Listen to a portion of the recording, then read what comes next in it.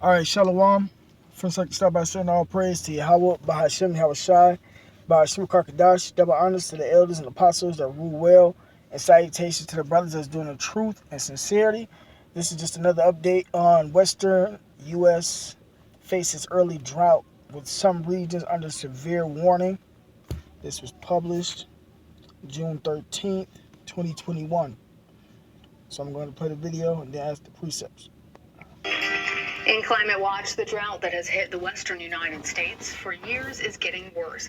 Last week, the federal government declared what's called an exceptional drought for much of the region. That's the most severe classification. In Utah, the conditions are helping fuel several wildfires early in the season. The governor there says that the state is experiencing its worst drought in decades. At the Hoover Dam, the water level tells the story. It's down to its lowest level since the dam was built. The iconic structure provides power for nearly 8 million people in Arizona, Southern California, and Nevada. CBS News' Ben Tracy has more on the government's plans to address the problem. It's amazing to see it up close. For more than 8 decades, the Hoover Dam has relied on water from Nevada's Lake Mead to cover up its backside. But now at age 85, it finds itself uncomfortably exposed. This is like a different world. Pat Mulroy is the former head of the Southern Nevada Water Authority. She says Lake Mead, the nation's largest reservoir, is on track to soon hit its lowest level ever recorded. This part of the Colorado River system is a crucial water supply for Las Vegas, Phoenix, and Southern California. It makes the vast agricultural land of the desert Southwest possible. This landscape screams problems to me. I mean, just look at the bathtub rings. To me, that is an enormous wake-up call. Lake Mead is at just 37% of its capacity. It hasn't been full since back in 2000 when the water came right up to the top of Hoover Dam. This is what it looks like now.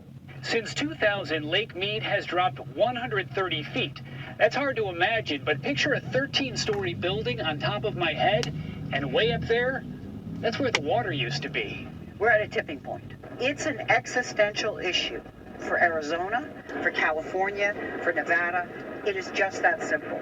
For the first time ever, the federal government is expected to declare a water shortage on the lower Colorado River later this summer. That will force automatic cuts to the water supply for Nevada and Arizona starting in 2022. If we don't have irrigation water, we can't farm. Dan Thielander is a second-generation family farmer in Arizona's Pinal County. The water to grow his corn and alfalfa fields comes from Lake Mead. So next year, we're going to get about 25% less water. Means we're going to have to fallow or not plant 25% of our land. This is an engineering marvel for sure. Back at Hoover Dam, facility manager Mark Cook has his own concerns. Lake Mead has dropped so much that it's cut the dam's hydropower output by nearly 25%. He wanted to show us the new turbine blades they just installed. So right below us right here is that brand new turbine, designed to keep the power flowing efficiently at rapidly dropping lake levels. Our previous number was at elevation 1050, and now we've lowered that number to 950, so we bought ourselves 100 feet. All those islands were underwater? Completely submerged. Pat Mulroy says a rapidly retreating reservoir may be the new normal, and the millions of people who rely on this water supply will have to quickly learn to live with less of it. We don't change unless we absolutely have to. Well, when you look out at this lake, I think that moment of it's absolutely necessary has arrived. Ben Tracy, CBS News, Lake Mead, Nevada. For more, I want to bring in Henry Fountain. He's a climate reporter at the New York Times. Henry, give us some historical context here. We saw Ben explain that a 13-story building should be on top of his head full of water. But how severe is this drought, not just there, but throughout the western United States? It's really severe.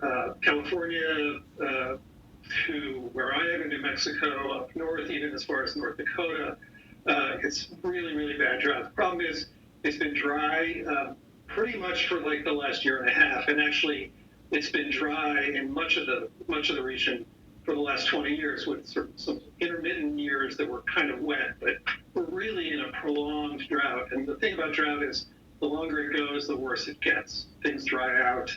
and it takes a lot of storms and stuff for them to recover.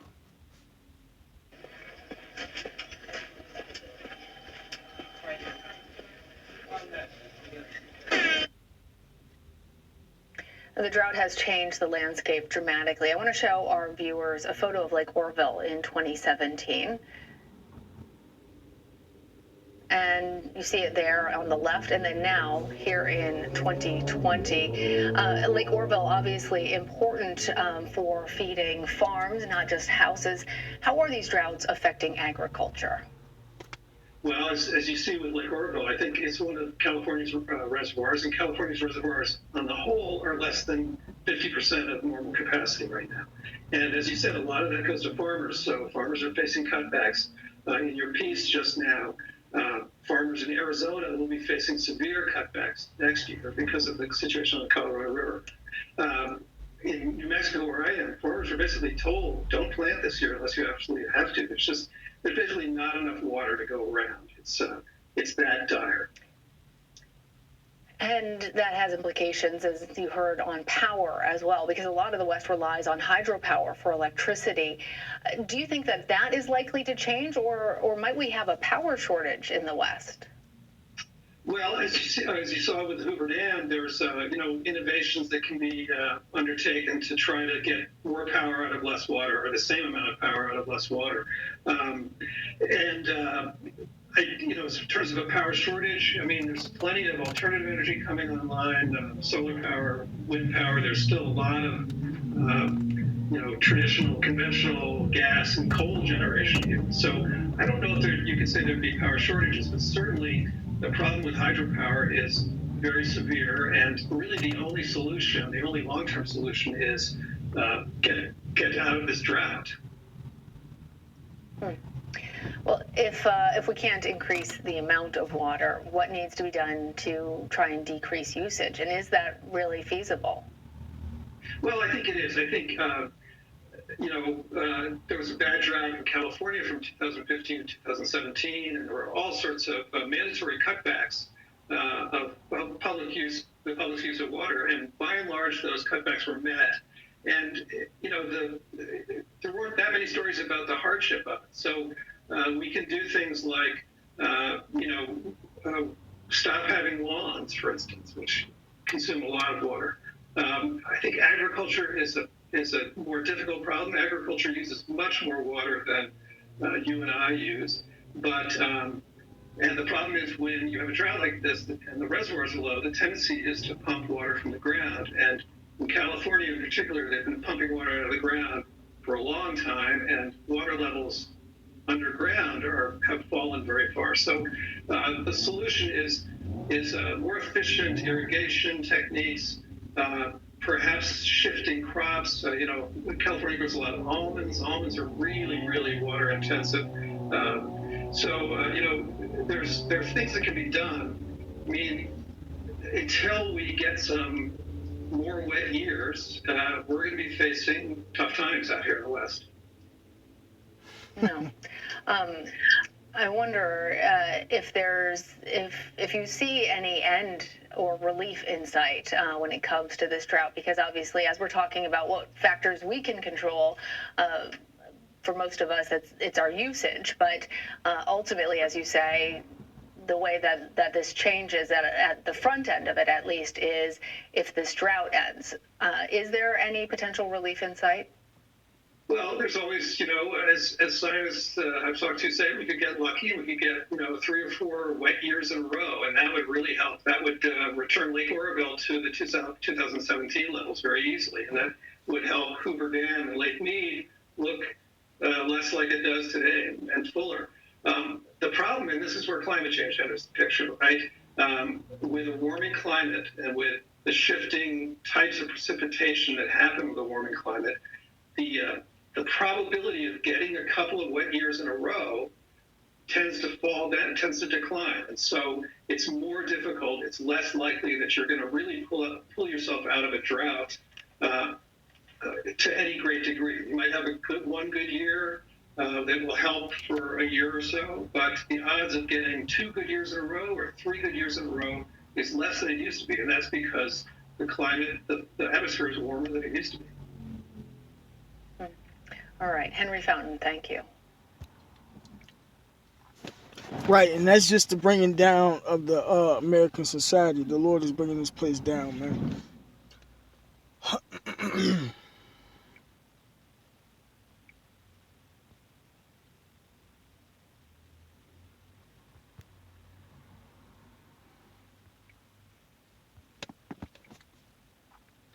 Second Ezra chapter 15, verse 1. Behold, speak thou in the ears of my people the words of prophecy, which I will put in thy mouth, said the Lord. Right, and we've been saying this through the spending party by Shema Shai, starting with the apostles on down, that stuff like this was coming to this place, man.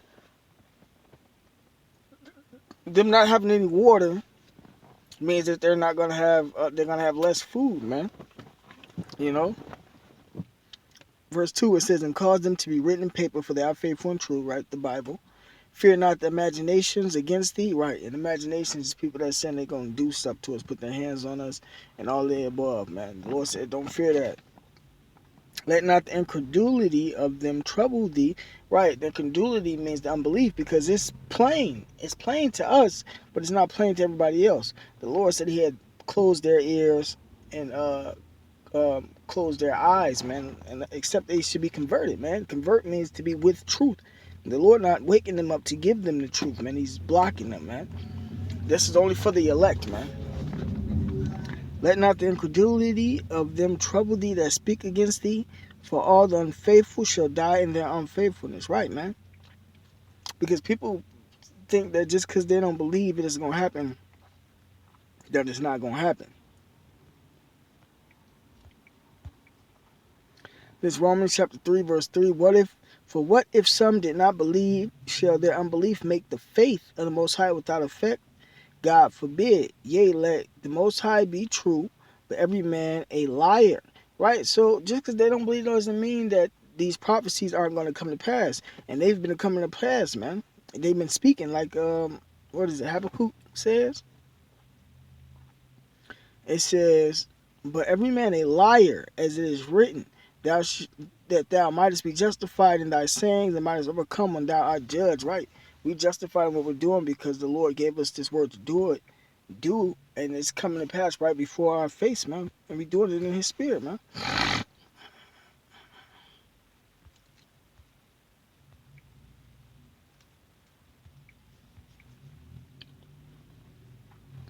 Verse 5, it says, behold, said the Lord, I will bring plagues upon the world. And that's a plague, man. The sword, famine, and that's helping to bring in famine. And the ultimate sword is nuclear missile. Death, and people die from having lack of food, lack of water. You die faster from having a lack of water. And destruction. For wickedness hath exceedingly polluted the whole earth. So the reason why the Lord got all these plagues happening, these water shortages, that's setting records, and it's because the earth is polluted. Verse 6, for wickedness hath exceedingly polluted the whole earth, and their hurtful works are fulfilled. Right, so they've done all the wickedness that they can do. Therefore, said the Lord, I will hold my tongue no more as touching their wickedness, which they profanely commit, neither will I suffer them in those things in which they wickedly exercise themselves.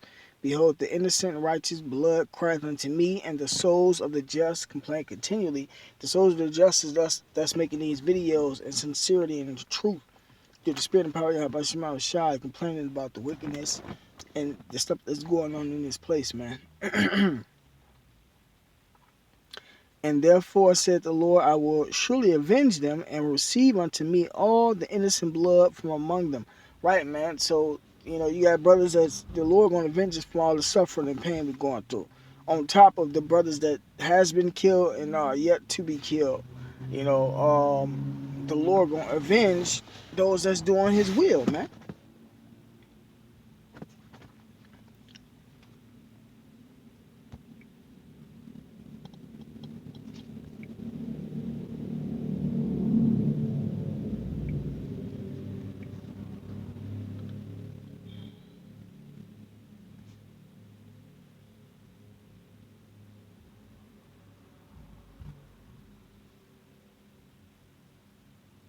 This second Ezra chapter 6, verse 7 says, Then answered I and said, What shall be the parting asunder of the times, or when shall be the end of the first, and the beginning of it that followeth? And he said unto me, From Abraham unto Isaac, when Jacob and Esau were born of him. Jacob's hand held first the heel of Esau. Right, man. So the whole movie is about Jacob and Esau mainly. Jacob represents the 12 tribe of Israel. Esau represents the devil, the white man, the Caucasian man. For Esau is the end of the world, right? Because he's in his rulership. Everybody know that the white man is running this world right now. And Jacob is the beginning of it that follows, right? The next rulership goes to the blacks, Native Americans, whether you accept it or believe it or not. You know, it doesn't look like it, but it's gonna happen because it's in the book. It's prophecy, man. Read it again. For Esau is the end of the world, and Jacob is the beginning of it that followeth. And all that is saying is that his kingdom he finna give up his kingdom and have us to rule, man. It ain't gonna be the actual end of the world where this place gets hit by an asteroid like Armageddon. That's all BS, man. That's part of Esau's lies and his philosophies, hence the reason why Jacob is holding on to Esau's heel. All that means is that the brothers that's out there of the 12 tribes of Israel that's teaching is bringing down the lies that Esau has promoted by using the Bible. So with that being said, call Lord Yahweh Shema Shai, double honors to the elders and apostles that rule well, and salutations to the brothers that's doing the truth and sincerity. Shalom.